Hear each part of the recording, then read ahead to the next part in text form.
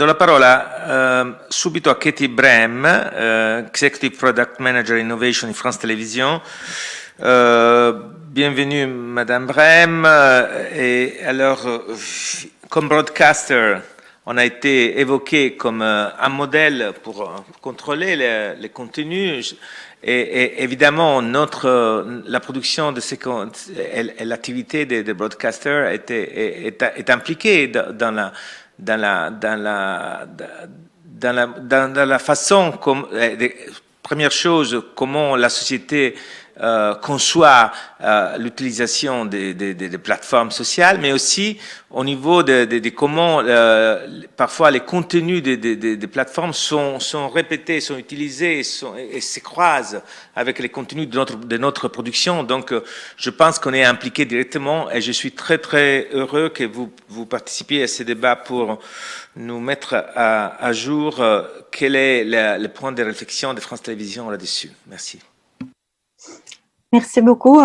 Donc effectivement, après des années de développement libre des plateformes qui, face à des vieux médias comme nous, ont l'avantage d'être des digital natives, on a de plus en plus besoin de régulariser les choses. Et on a peut-être aussi de plus en plus ce besoin-là parce qu'on comprend de mieux en mieux comment fonctionnent ces plateformes. Au-delà des problématiques de polarisation dont on a beaucoup parlé l'année dernière, il s'est construit sur les années un vrai déséquilibre sur un certain nombre de sujets. On a parlé des droits d'auteur, on a parlé de protection des données, et qu'on n'a finalement pas vraiment traité depuis 2000. Tobias Schmidt a tout à l'heure évoqué la date de la dernière grande loi européenne. Face à ces nouveaux acteurs, nous, médias audiovisuels, on se trouve un petit peu dans une double contrainte, puisqu'on a déjà, de toute façon, les règles que l'on s'impose naturellement en tant que service public, représenter la population d'un pays dans toute sa diversité, égalité, parité, bref, les éléments fondateurs de la démocratie.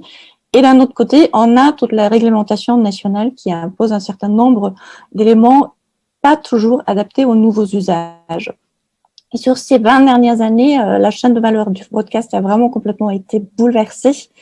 Les médias audiovisuels sont aujourd'hui en plus beaucoup plus fragilisés avec la crise du Covid-19, même si la télévision a revu un essor pendant le confinement, il y a quand même aujourd'hui, on se retrouve aujourd'hui face à une pénurie de contenu d'un côté, puisqu'on a moins de production, et un problème de découvrabilité de nos contenus de l'autre côté.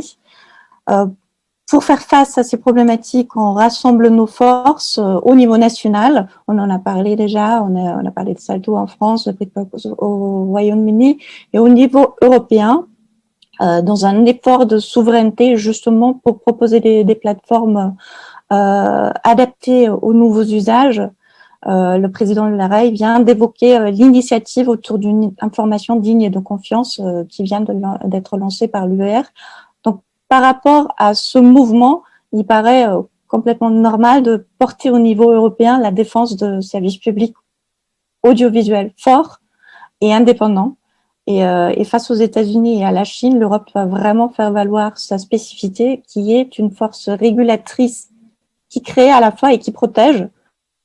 Donc, il s'agit aujourd'hui de retrouver un équilibre avec, d'un côté, plus de liberté, peut-être.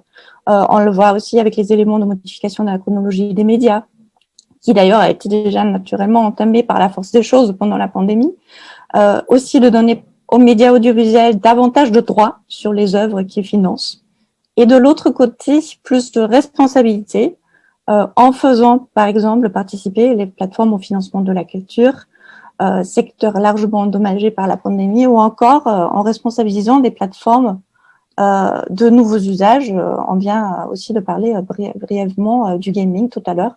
Donc DSA et la directive SMA, pour nous, doit vraiment être co-construit.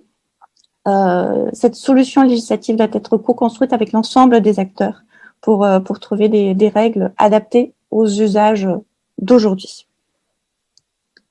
Merci. Merci, Katie Brem.